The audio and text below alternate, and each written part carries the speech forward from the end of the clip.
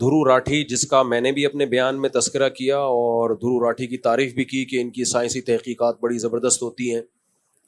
ابھی دھرو راٹھی صاحب کی ایک حالیہ تحقیق انہوں نے یوٹیوب پہ ڈالی اپنے چینل پہ، جس میں یہ ثبوت پیش کرنے کی کوشش کی ہے کہ پاکستان ایک دہشت گرد ملک ہے اور پاکستان دہشت گردوں کو پروموٹ کرتا ہے.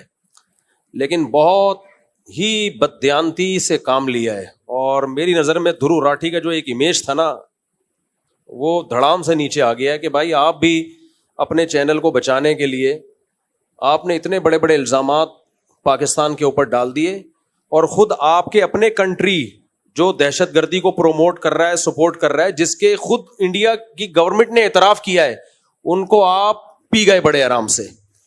تو یہ کوئی اعتدال کی بات نہیں ہوتی. میرے اب دھرو راٹھی سے چند سوالات ہیں جو میں نے ریٹن میں لکھے تاکہ دائیں بائیں میں نہ جاؤں، بات لمبی نہ ہو، ریٹن میں لکھوائے میں نے. یہ میرا پہلا سوال دھرو راٹھی سے یہ ہے کہ انڈیا کی طرف سے یہ پاکستان پہ الزام لگایا جاتا ہے کہ پاکستان دہشت گردوں کو سپورٹ کرتا ہے. اس کے ثبوت میں آپ نے سارے انڈین اخبارات اور انڈین نیوز چینل ہی کے حوالے دیے ہیں. یہ بالکل ایسے ہے جیسے میں دعویٰ کروں غفار کے بارے میں کہ اس نے چوری کی ہے، اور دلیل میں اپنے ہی دعوے کو پیش کرنا شروع کر دوں. تو دلیل ہمیشہ کسی تیسرے سے دی جاتی ہے، تھرڈ پارٹی سے دی جاتی ہے دلیل ہمیشہ کسی سے. یہ تھوڑی کہ جو مدعی ہے اسی کا دعویٰ ہی دلیل ہے. تو دھرو راٹھی صاحب کوئی آپ تھرڈ پارٹی سے دلائل اور ثبوت پیش کریں جو الزامات آپ نے پاکستان گورنمنٹ پہ لگائے ہیں. آپ کا کنٹری دہشت گردی کر بھی رہا ہے اور اس پہ فخر بھی کر رہا ہے. تو دھرو راٹھی سے میں یہ ریکویسٹ کروں گا کہ ذرا اس دہشت گردی کو بھی آپ مارکیٹ میں لے کر آئیں، جبکہ بلوچستان کا بارڈر ملتا نہیں ہے انڈیا سے، اتنی دور سفر کر کے وہاں دھماکے کروا رہا ہے. جعفر ایکسپریس پہ اس نے جو کچھ کروایا. تو دھرو راٹھی کو چاہیے کہ آپ ذرا اپنے ملک کی بھی خبر لیں، پھر ہم آپ کے تجزیے کو دیکھیں گے کہ آپ واقعی انصاف کے ساتھ ایک تجزیہ کر رہے ہیں. اور کلبھوشن یادیو، یہ جاسوس انڈیا کا گرفتار ہوا ہے بلوچستان سے اور اب تک پاکستان کی تحویل میں ہے. یہ اتنا بڑا ثبوت ہے ہمارے پاس کہ آپ کے جاسوس یہاں گھوم رہے ہیں اور یہ کچھ کر رہے ہیں. تو دھرو راٹھی کو چاہیے ذرا اس جاسوس کا بھی حوالہ دے اور بتائے کہ انڈیا کتنی بڑی دہشت گردی پھیلا رہا ہے. اور دھرو راٹھی نے الزام لگایا ہے اسی طرح افغانستان میں جو انڈیا اب بھی پاکستان کے خلاف دہشت گردی کر رہا ہے، اس کے بھی DDISPR نے کتنے ثبوت پیش کیے ہیں. تو ان ثبوتوں پر بھی آپ ذرا بات کرو نا. پاکستان کے جو DDISPR نے یہ ثبوت دیے ہیں، آپ ثابت کرو کہ یہ ثبوت غلط ہیں. پوری ایک پریس کانفرنس کی ہے، اس کے بعد پاکستان نے جوابی حملہ کیا تھا، اس پہ بھی آپ تبصرہ کریں. تیسری بات یہ کہ دھرو راٹھی نے پاکستان پہ الزام لگایا عدم برداشت، مذہبی جنونیت. آپ کو یاد ہوگا چند سال پہلے میں گیا ہوں بلوچستان، جہاں میں نے ایک مندر کا ولاگ بنایا ہے کہ کتنے سکون سے ہندو لوگ پاکستان میں مندروں میں جاتے ہیں اور اپنی عبادتیں کرتے ہیں، چرچ کھلے ہوئے ہیں.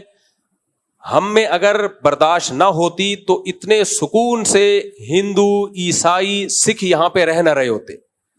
ہم نے تو بارڈر کھول دیا سکھوں کو لاہور میں آنے کے لیے اور اپنی عبادت گاہ میں جانے کے لیے. انڈیا میں مسجدوں کے ساتھ کیا سلوک ہو رہا ہے؟ آئے دن مسجدوں کو مسمار کیا جا رہا ہے. بابری مسجد توڑی گئی، شہید کی گئی، اور جو مسلمانوں کے ساتھ وہاں سلوک ہو رہا ہے عدم برداشت.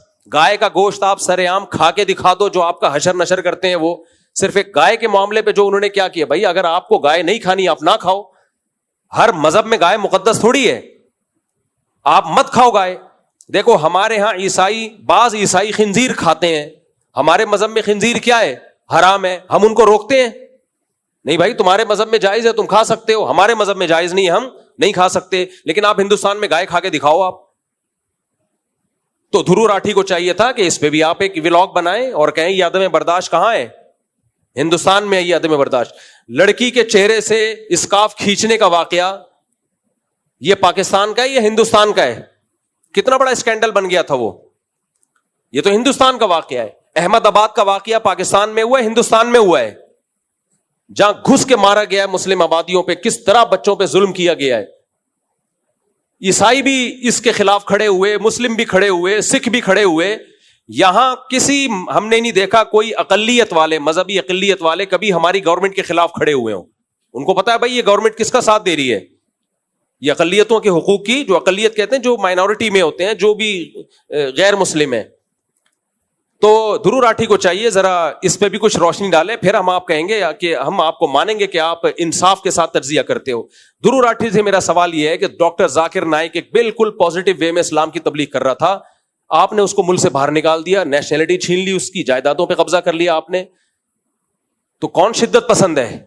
آپ کے ملک کا ایک شخص تھا, نیشنل تھا, آپ اس کو تحفظ دیتے. اگر اس نے کوئی غلطی کی تھی آپ اس کے خلاف کیس کر لیتے, ثابت کرتے غلطی کیا ہے وہ.